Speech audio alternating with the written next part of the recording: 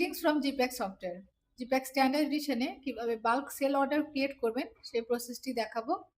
প্রথমে সেলস মডিউলে গিয়ে বাল্ক সেল অর্ডার পেজটি ওপেন করছি।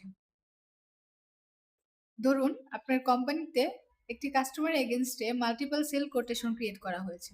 এখন প্রতিটি সেল কোটেশনের জন্য ইন্ডিভিজুয়াল সেল অর্ডার ক্রিয়েট করা একটু কষ্টসাধ্য ব্যাপার এবং সময় সাপেক্ষ। সেক্ষেত্রে স্ট্যান্ডার্ড এডিশন আপনার জন্য একটি সলিউশন নিয়ে এসেছে, সেটি হলো বাল্ক সেল অর্ডার। এই পেজের থ্রুতে আপনি একটি কাস্টমারের এগেইনস্টে অল অফ কোটেশনের জন্য একটি সিঙ্গেল সেল অর্ডার ক্রিয়েট করতে পারবেন। আমি প্রসেসটি দেখিয়ে দিচ্ছি। প্রসেসটি খুবই ফ্লেক্সিবল এবং মিনিমাল কিছু ডেটা এন্ট্রির প্রয়োজন হয়। এখানে কাস্টমার নেম ফিল্ড থেকে কাস্টমার একটি সিলেক্ট করে নিচ্ছি। আপনি ডিউ ডেট এন্ট্রি করে নেবেন, অর্থাৎ যে ডেটা আপনাকে ডেলিভারি করতে হবে। আমি 15 ডেজের ডিউ ডেট এন্ট্রি করলাম। লক্ষ্য করুন গ্রিডে এই সিলেক্টেড কাস্টমারের এগেইনস্টে ক্রিয়েট করা অল অফ কোটেশনগুলো শো করছে। এখান থেকে আমি যেই কোটেশনগুলোর জন্য অর্ডার করতে চাচ্ছি সেই কোটেশনগুলো সিলেক্ট করতে হবে। এখানে একটি বিষয় হলো এই পেজে আপনি কোনো ডেটা এডিট অথবা পুনরায় এন্ট্রি করতে পারবেন না। অর্থাৎ বাল্ক সেল অর্ডার করলে আপনি কোয়ান্টিটি বা প্রাইস চেঞ্জ করার কোনো সুযোগ পাবেন না। সেভ করলে বাল্ক সেল অর্ডারটি ক্রিয়েট হয়ে যাবে। আমি সেভ করে নিচ্ছি। সেলস অর্ডারটি ক্রিয়েট হয়ে গিয়েছে, সাথে একটি রিপোর্টও জেনারেট হয়ে গিয়েছে। এই রিপোর্টটি আপনি চাইলে কাস্টমারকে ইমেইলের থ্রুতে সেন্ড করতে পারেন। আমি প্রথমে রিপোর্টটি দেখিয়ে দিচ্ছি। ইনভয়েস বাটনে ক্লিক করলাম, রিপোর্টটি চলে এসেছে। এখন আমি রিপোর্টটি কাস্টমারকে কিভাবে সেন্ড করবেন ইমেইলের থ্রুতে সেই প্রসেসটি দেখাচ্ছি।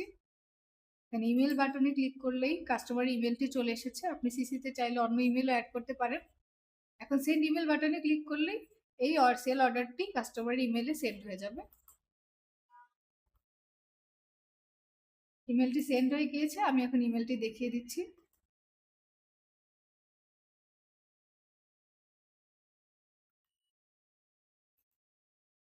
দেখুন সেল অর্ডার টু, এই মেলটি চলে এসেছে।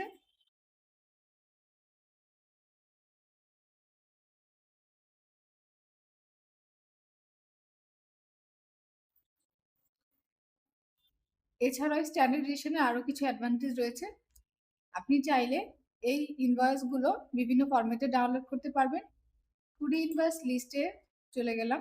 এখানে দেখতেই পাচ্ছেন এই ডেটে যে এই অর্ডারগুলো ক্রিয়েট করা হয়েছিল সেগুলো শো করছে।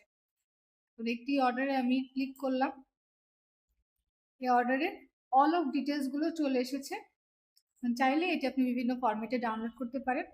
ডাউনলোড বাটনে ক্লিক করলে এটি শুধুমাত্র পিডিএফ ফরম্যাটে ডাউনলোড হবে। এক্সপোর্টে ক্লিক করলে এখানে পিডিএফ, এক্সেল ও ওয়ার্ড তিনটি ফরম্যাটেই ডাউনলোড করার সুযোগ পাবেন। যদি এই সেল অর্ডার ক্রিয়েটের সময় কোনো ভুল হয়ে থাকে যা আপনাকে এডিট বা ডিলিট করার প্রয়োজন হয়, তখন এই ডানের এডিটর পেজ ইউজ করে এই সেল অর্ডারটি এডিট বা ডিলিট করতে পারবেন। এখানে একটি বিষয় জানার হলো, যদি অথরিটি থেকে আপনাকে এই পেজের পারমিশন দেওয়া হয় তখনই আপনি এই পেজে অ্যাক্সেস পাবেন, অন্যথায় পাবেন না। আমি এডিটর পেজে চলে যাচ্ছি। এই পেজ থেকে ইনভয়েসগুলো এডিট বা ডিলিট করতে পারবেন। ধরুন আমি এখানে কোয়ান্টিটি 10 কোয়ান্টিটি অ্যাড করছি, আপডেট করছি। দেখুন এই আইটেমের কোয়ান্টিটিটি আপডেট হয়ে গিয়েছে। একই প্রসেসে ডিলিট করতে চাইলে এখানে ডিলিট করার অপশন রয়েছে। এই সেলস অর্ডার এগেইনস্টে যদি সেল ইনভয়েস ক্রিয়েট করা হয় তখন এডিটর পেজে আর সেল অর্ডারটি শো করবে না। কিভাবে সেল অর্ডার এগেইনস্টে সেল ইনভয়েস ক্রিয়েট করবেন নেক্সট ভিডিওতে তা দেখানো হয়েছে। আশা করি ভিডিওটি আপনাদের জন্য হেল্পফুল হবে। সেল অর্ডার রিলেটেড আর কোনো কোশ্চেন থাকলে স্ক্রিনে দেওয়া নাম্বারে আমাদের সাথে যোগাযোগ করতে পারেন। ধন্যবাদ।